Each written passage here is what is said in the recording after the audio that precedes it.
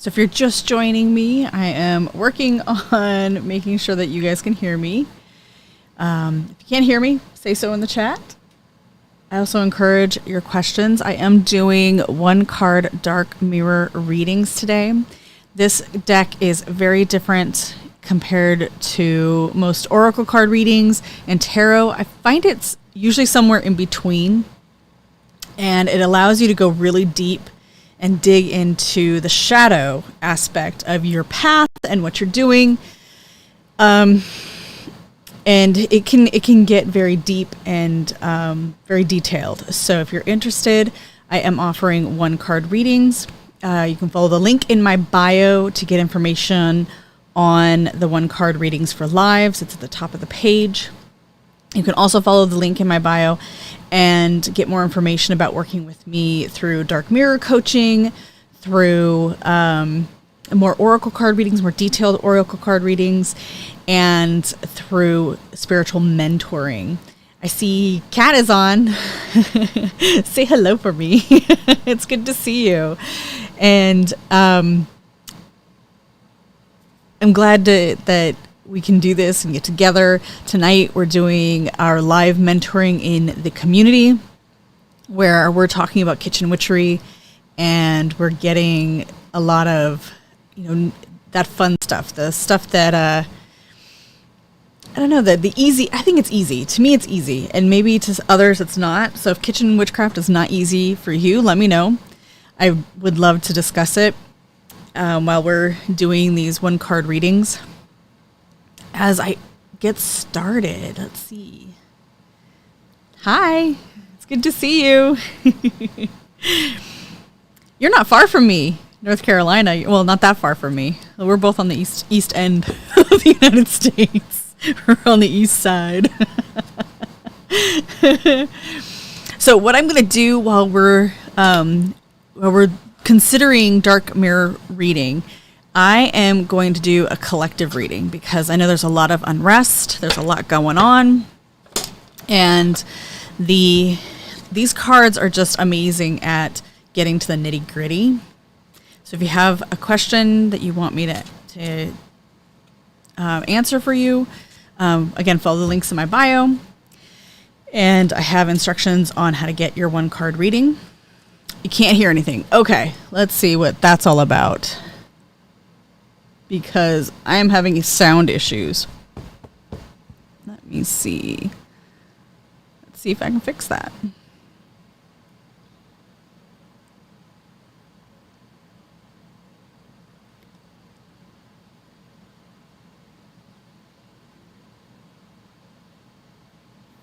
Hello, hello. Whoa. Okay. I'm not sure what's happening here. Can you hear me now? Okay, good. Woo, we got some fun Mercury retrograde happening. That's where I feel it most. Tell me in the chat, like, how does Mercury retrograde affect you? Because for me, it is with electronics and cars. That's when things go wrong. Last retrograde, I had a weird issue with my battery, and my car is almost, brand spanking new. It doesn't even have 40,000 miles on it. So for the battery just to go kaput was weird. And so now, Lisa and I with the podcast, we've been having issues with just general electronics, recordings not uploading properly, random things ending up in wrong files, that sort of thing. So, all right.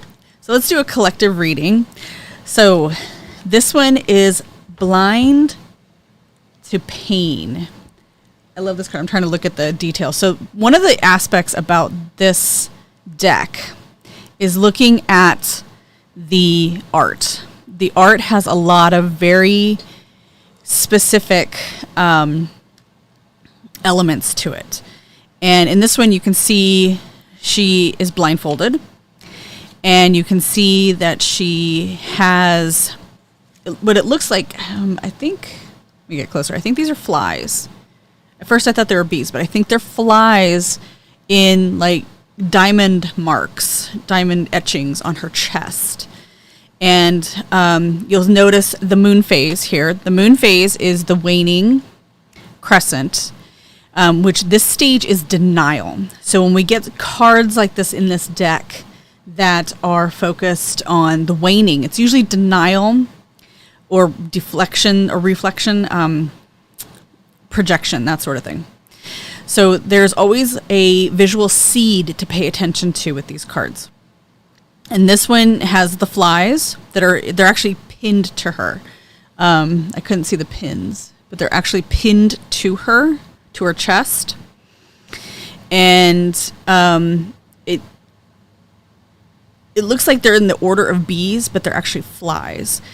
And so this speaks to when we become blind to pain, what that means. And the idea that, we think we're seeing roses, we're seeing something helpful, but we're not. We're just pushing through. And that's a really good message for right now, as we're coming into a lot of strange political climates, a lot of social unrest, that sort of thing. Being blind to the pain that we feel from that it's trying to tell us something. So there's also a message that comes along with this card, and the message is, I can shoulder it, and it's not a big deal, isn't it? So this really speaks to where we are right now, and maybe this speaks directly to your personal life, but it speaks directly to where we are in our social and political climate, is that we're kind of concealing the pain still. We're not addressing it directly. And this card wants us to focus on that. When we flog ourselves enough, we go numb to it. So when we start concealing that pain and the unrest that we feel, then we are continuing to torture ourselves, really. But we're ignoring the symptom, the root cause of it. So when we think, what's attached to us is, helpful bees, but they're actually flies that are feeding off of our energy. And if you look at the spiritual meaning, the typical spiritual meaning of flies, they usually are surrounded by rot, decay, death. They're linked closely to something that needs to be addressed. So, you have the garbage in the kitchen that needs to go out, that stinks, that's rotten. So you might have flies circling that. And so in the shadow, what we're looking at here for the collective shadow is that as a collective, we need to stop ignoring the pain and addressing the pain.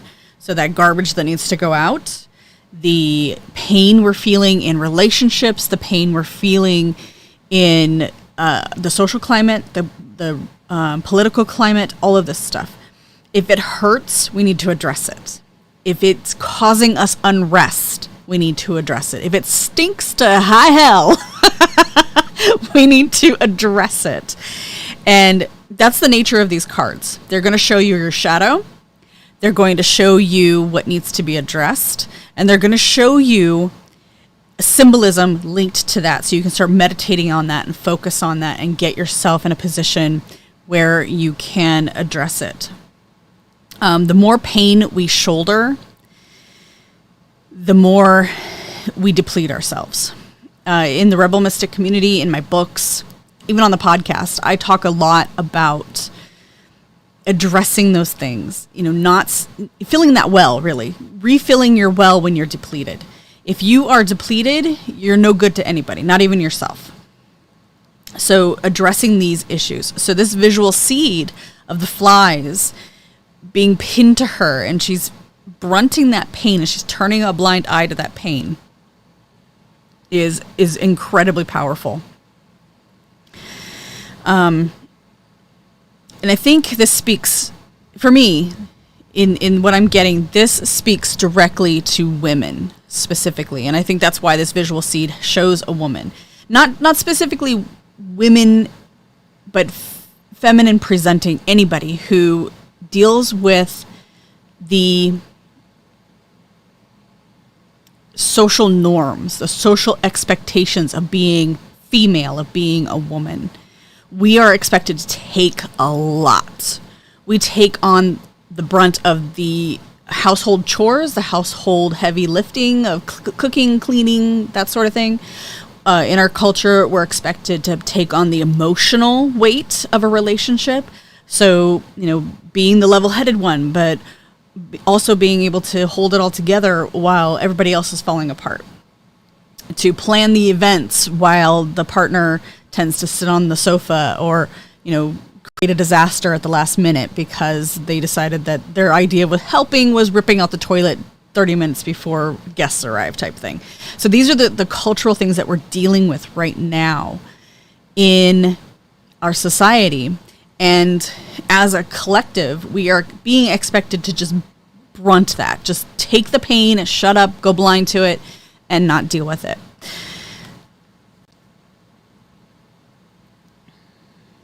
Yeah, it's a powerful card. And trying to see if there's any other symbolisms bringing the light here. Yeah. I hear thunder. We were just talking about we need rain over here. I hear thunder, so hopefully it'll start raining. My flowers are dying. So like I said, I am doing 1-card readings today. If you would like one, you can follow the link in my bio, and you can secure your 1-card reading. This card was for the collective. Again, this was for our benefit as far as what do we need to focus on as a collective? What's the collective shadow we're seeing? And there's so much. Of course, we're all dealing with a lot of stuff. So when we can work that collective shadow on an individual basis, then we start helping the bigger picture become more balanced. Yes, we need rain. Yeah, the grass is like really dead, isn't it? Hold on one second. Let me pause this for 1 second. I will be right back.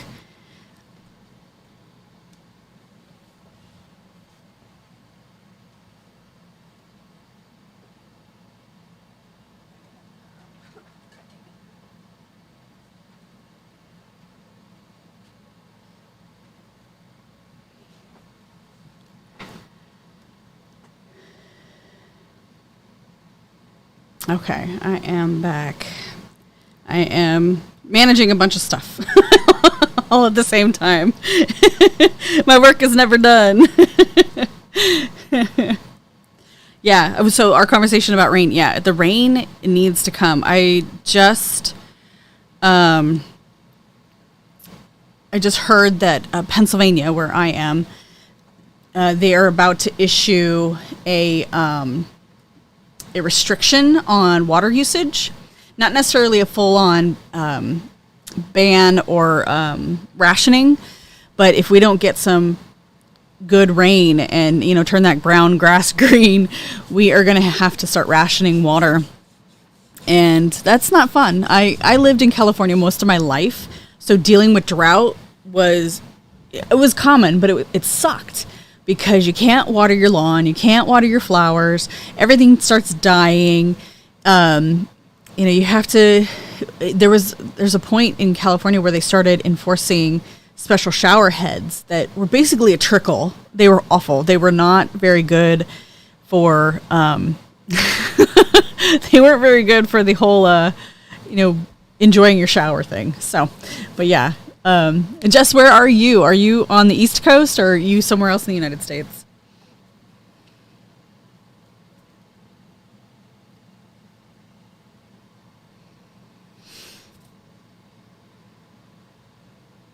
Oh, okay, cool. It's hard to see your little picture on this thing, so I can't tell which Jess you are. I know like 3 or 4 Jesses. Yeah, I'm in South Central. Oh, okay, so you're near me. You're not far from me at all. Yeah. I'm in York. So yeah, we need this rain. I don't know if you can hear the thunder coming, but there's thunder. There's thunder here.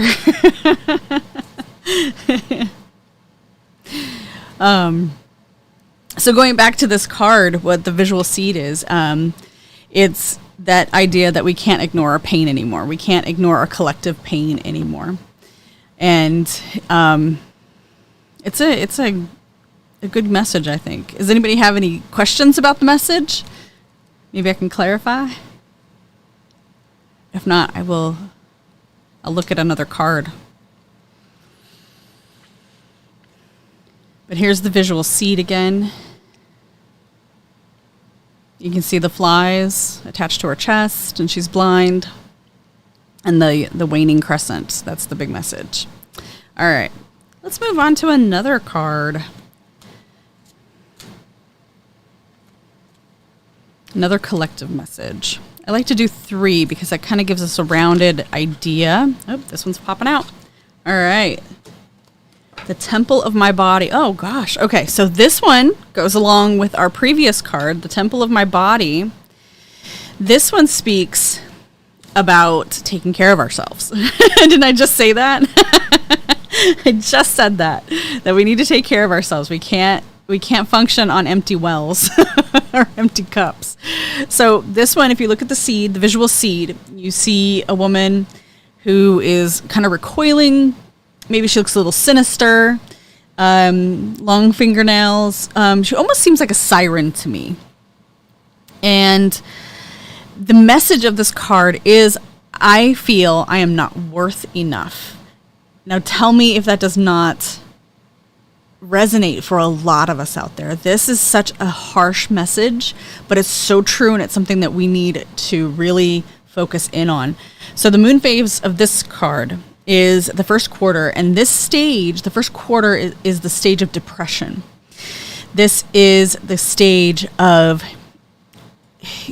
feeling the pain. So we just talked about being blind to the pain. This is feeling the pain. So if we're looking at this from a shadow work aspect and function, when you start feeling the pain, you start to recognize where you are in the pain. You start going through stages. It's all stages. So depression is one of those stages where you just feel like, I'm not enough. There's nothing I can ever do. No matter what I do is not enough. And it goes into that messaging of what we discussed with the other card, which is the fact that we're expected to take on all this pain, and we're just supposed to shut up about it. We're supposed to be happy that,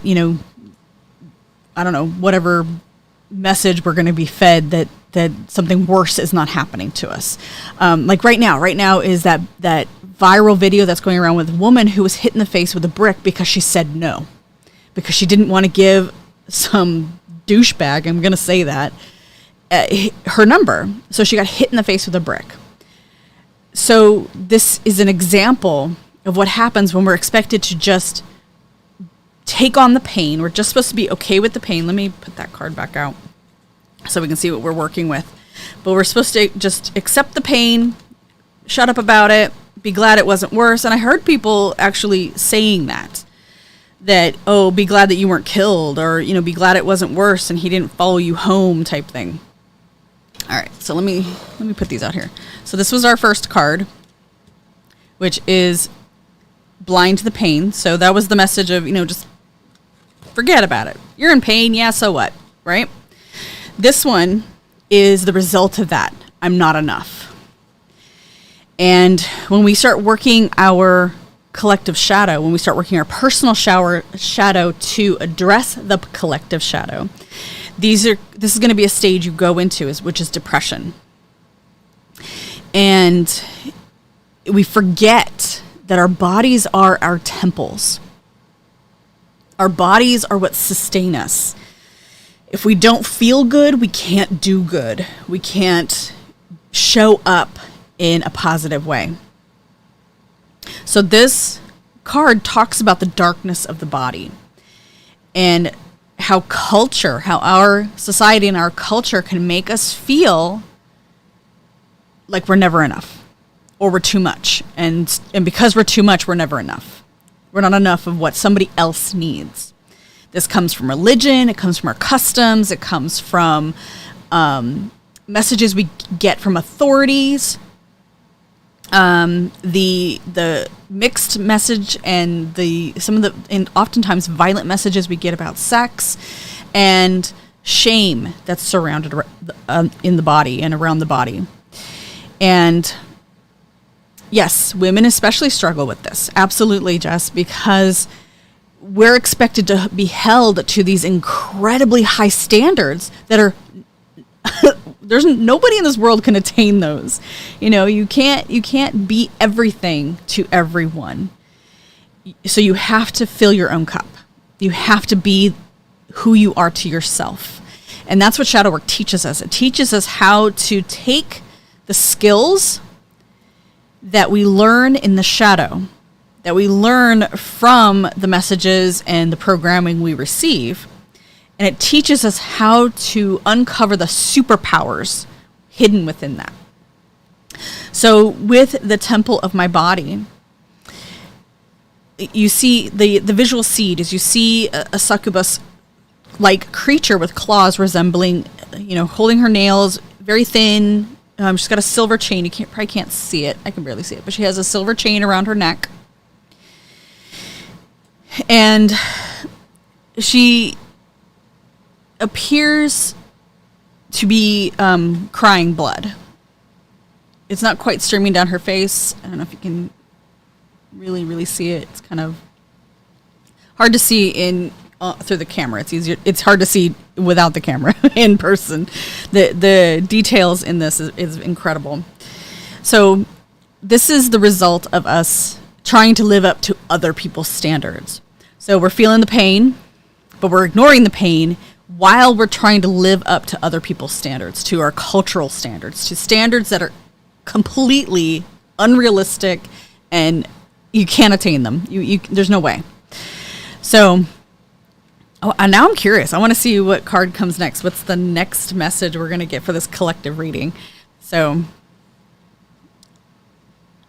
this makes me excited when they start correlating, when they start being cohesive together. So let's see. What's the next one.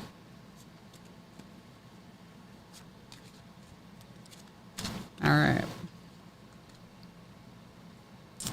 Okay, the next one, Black Flower Fragrance. And this one's the full moon. So you have the full moon here, and if you notice the visual seed, it is a young figure with black flowers. She appears to be topless. Oop. I don't know if you guys heard that, but there was a big thunder crack. I love it. We have some rain coming. Yay. Okay. So this one,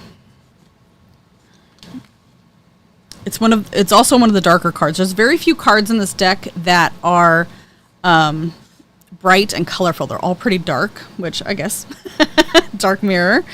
It makes sense. So with this one, the Black Flower Fragrance is the full moon, and this stage is anger. So this is activation. So we went through we're moving through the phases now. So we got out of depression, now we're into anger, right? And this is where we activate ourselves. This is where anger becomes a good tool, not necessarily something to fear. And I guess this is another message we can talk about. Yeah, it is. You're right. Yeah, Jess, it's like stages of grief. And I also find this is the stages of shadow work as well. So we start, we go in from denial to depression, and then we activate. Suddenly something clicks and we're like, I got this. I'm angry. I'm going to act on it now. So the visual seed of this one is you see a beautiful woman. Her face, has a hint of resolve. And she holds this weird bouquet of black roses. And the roses seem to be exploding, almost like a piece of obsidian just shattering. And the message that goes along with this card is, the world is unfair. Fuck off, dear world. Fuck you. So here we go. So we went from denial to depression. Now we're in activation. Now we're into motivation and moving forward. This is exciting. I love this. And so this one, she's not a white dove. She doesn't fit the standards of what women are supposed to be fit into. What woman holds a bouquet of black roses, right? And she doesn't care. She no longer cares. She's gone through the stages. She's done the inner work. And she no longer gives a shit. and everybody can just fuck off. And this is profound. This is why I do readings. I love to see these transitions, these stages that come out and emerge within these cards. And this is the realization that cheaping yourself, discounting yourself, devaluing yourself does nothing for you. It does nothing to help you. And we have to shatter those norms. We have to shatter those expectations that are rightfully put onto us. Those right senses of righteousness that hover over us to make us feel like we're somehow inferior, that we're not good enough. And we have to elevate ourselves. We have to pull ourselves out of the rot. We have to get rid of the stinking garbage, the decay that we're forced into and that we're told to ignore. Then we have to start owning ourselves. So we have to work through the depression. We have to work through the cycle and get ourselves into a position where we can be activated by anger. Anger is another message, I think, is something that we're told is supposed to be off limits for women. You can never be angry. How dare you be angry?